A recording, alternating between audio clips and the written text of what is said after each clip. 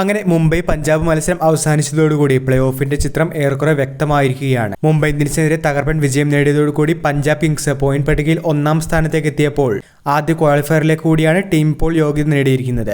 പഞ്ചാബ് കിങ്സിനോട് തോൽവിയേറ്റു വാങ്ങിയതോടുകൂടി ആദ്യ എലിമിനേറ്ററിലേക്കാണ് മുംബൈ എത്തിയിരിക്കുന്നത്. ഈ മത്സരത്തിന്റെ സമഗ്രമായ ഒരു ചിത്രവും ഒപ്പം തന്നെ മത്സരശേഷം പോയിന്റ് ടേബിളിന്റെ പ്ലേ ഓഫ് സിനാരിയോയുമാണ് വീഡിയോയിലൂടെ നിങ്ങളുമായി പങ്കുവയ്ക്കുന്നത്. വീഡിയോയിലേക്ക് കടക്കും മുൻപ് ആദ്യമായാണ് നിങ്ങൾ ഈ ചാനൽ കാണുന്നതെങ്കിൽ ഏറ്റവും പുതിയ ക്രിക്കറ്റ് അപ്ഡേറ്റുകൾക്കായി ചാനൽ ഇപ്പോൾ തന്നെ മറക്കാതെ സബ്സ്ക്രൈബ് ചെയ്തു വെച്ചേക്കുക. 185 റൺസിന്റെ വിജയലക്ഷ്യമാണ് ഇന്ന് മുംബൈ പഞ്ചാബിന് മുന്നിൽ ഉയർത്തിയത്. മികച്ചൊരു പാർട്ണർഷിപ്പ് കണ്ടെത്തി മുന്നോട്ട് പോകാനായി ശ്രമിക്കുന്നതിനിടെ വിക്കറ്റുകൾ നഷ്ടമായപ്പോൾ 57 റൺസുമായി ടീമിന്റെ രക്ഷകനായി മാറിയത് സൂര്യകുമാർ യാദവ് ആയിരുന്നു. വിൽ ജാക്സിന്റെയും ഹർദിക് പാണ്ഡ്യയുടെയും നമാൻദറിന്റെയും ചെറിയ ഇന്നിംഗ്സുകൾ കൂടി ചേർന്നപ്പോൾ മുംബൈയുടെ ടോട്ടൽ 180 കടക്കുകയായിരുന്നു. മറുപടി ബാറ്റിംഗിൽ പ്രഭ്സിമ്രാൻ സിംഗിന്റെ വിക്കറ്റ് നഷ്ടമായെങ്കിലും പ്രിയാൻഷാരിയും ജോഷ് ഇംഗ്ലിസും ചേർന്ന് ടീമിനെ വിജയത്തിലേക്ക് തന്നെയാണ് നയിച്ചത്. 137 റൺസിന്റെ രണ്ടാം വിക്കറ്റ് പാർട്ണർഷിപ്പാണ് പ്രിയാൻഷാരിയും ജോഷ് ഇംഗ്ലിസും ചേർന്ന് ഇന്ന് ടീമിന് വേണ്ടി സമ്മാനിച്ചത്. ഈ ഒരു പാർട്ണർഷിപ്പിനെ തകർക്കാനായി മുംബൈ ഇന്ത്യൻസ് പല ആയുധങ്ങളും പ്രയോഗിച്ചുവെങ്കിലും സമർത്ഥമായി മുംബൈ ബോളിംഗിനെ ഇരുവരും നേരിടുകയായിരുന്നു. ഇരുവരെയും മിച്ചൽ സാറ്റ്നറാണ് ഇന്ന് മടക്കിയത്.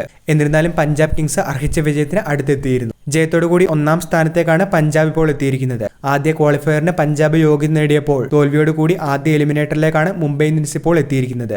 വീഡിയോ അവസാനിക്കുന്നു. പുതിയ ക്രിക്കറ്റ് അപ്ഡേറ്റുകൾക്കായി ചാനൽ ഇപ്പോൾ തന്നെ മറക്കാതെ സബ്സ്ക്രൈബ് ചെയ്തു വെച്ചേക്കുക.